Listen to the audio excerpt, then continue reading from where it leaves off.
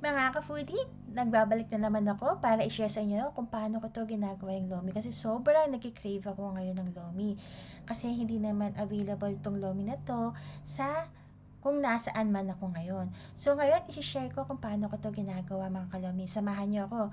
Kung bago ka lamang sa aking channel, please do subscribe para lagi kang updated sa ating mga upcoming videos. So sa lutoan natin mga ka-foodie, naglagay lamang ako ng cooking oil at igigisa na rin natin dito ang ating minced na bawang or garlic. So kung mapapansin nyo, hindi ko hinayaan or inantay na uminit ang mantika bago ko nilagay or gisahin ang ating bawang. Ayoko kasi na masunog biglaan ng ating bawang. Gusto ko, gradual lang ang pagiging toasted ng ating mga bawang. Pag nasunog kasi ang bawang natin, ay magiging mapaito at hindi siya masarap sa ating ginagawang lomi. So ganito lang ako normally gumagawa or ginagawa ko sa bawang para maging toasted siya. So, kaya ako siya ginagawang toasted din mga ka-foodie kasi it will add flavor sa ating ginagawang lomi. So, kung mapapansin nyo mga ka-foodie, iba yung lasa na binibigay ng toasted bawang sa soup ng lomi natin. So, pag ganito na itsura mga ka-foodie, medyo pwede na natin ilagay ang ating susunod na sangkap. So, ngayon, ilalagay ko na din dito ang aking ginayat na onion. So, medyo maliliit lang yung cut ng ating onion. So, gigisahin lang natin bahagya. At nilagay ko na rin dito ang ating 250 grams na minced pork.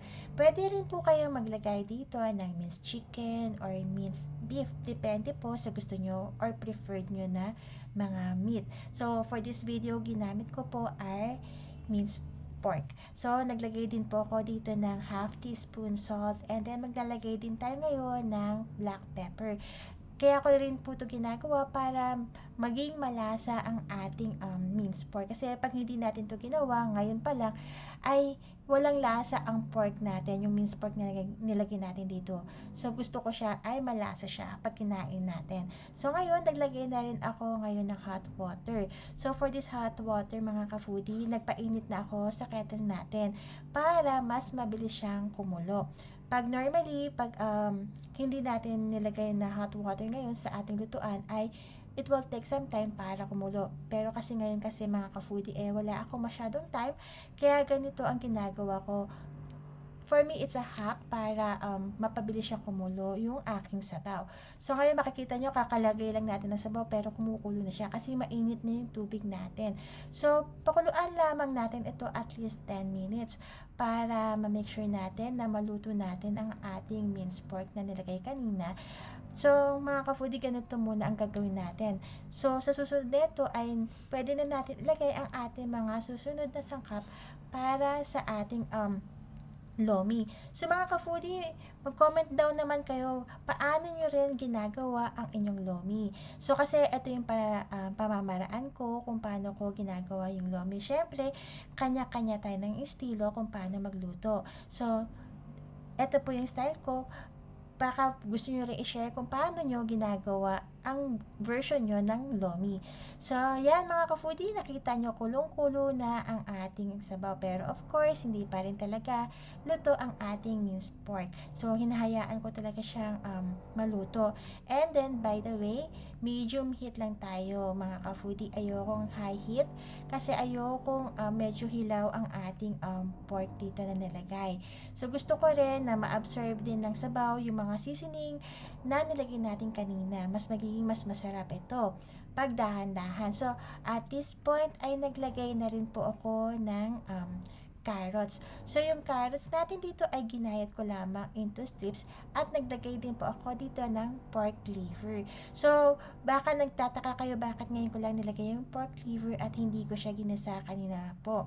Kasi pag medyo overcook or ma-overcook nyo ang pork liver natin ay medyo mas magiging matigas ito or magiging makunat siya. So, ngayong point lang na to, ko siya ilalagay at antayin muna natin siya ulit kumulo at least 10 minutes again para maluto ang ating pork liver and yung ating carrots na nilagay. So, kung mapapansin nyo mga ka-foodie sa ibabaw ay merong namumuo na parang kulay brown na yan yung tinatanggal ko.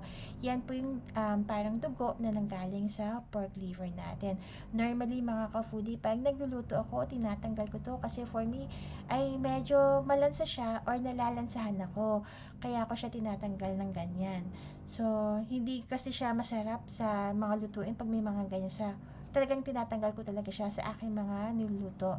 So, ganyan, magtanggal muna tayo. Then, after nyan, ayan, haluin ko na ng bahagya. Then, tintigan ko mabuti kung may naiiwan pa ako.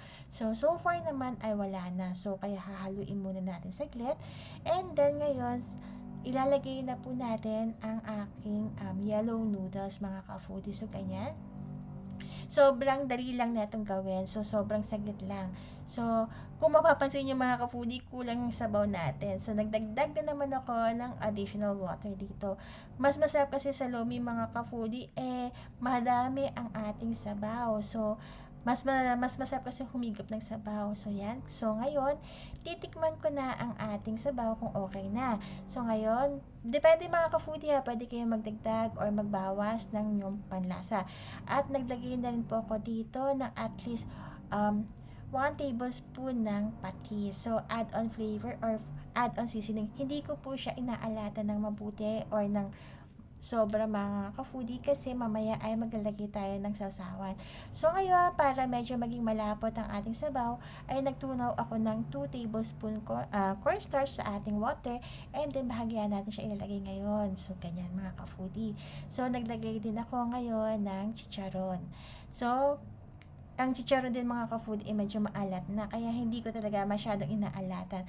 And then sa huling part ko na inilalagay itong repolyo. At this point mga ka-foodie, pinatay ko ang ating apoy na kasi yung repolyo ay mabilis maluto. So hindi natin siya kailangan ng haluin ito ng may apoy kasi talaga siyang kusa siyang maluluto at saka mas masarap siya na medyo crunchy at hindi siya labsak.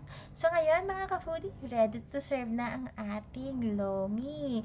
So ngayon, pwede nyo siyang lagyan ng sausawan mga ka-foodie. So normally ang sausawan ko dito ay naglalagay ako ng toyo na mayroong kalamansi na may sili. Yan yung ka-partner ng aking lomi mga ka-foodie. Sana masubukan nyo rin itong recipe natin ngayon for today's video. Ito yung lomi na version ko mga ka-foodie.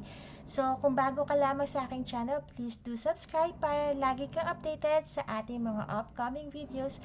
Until next time, bye!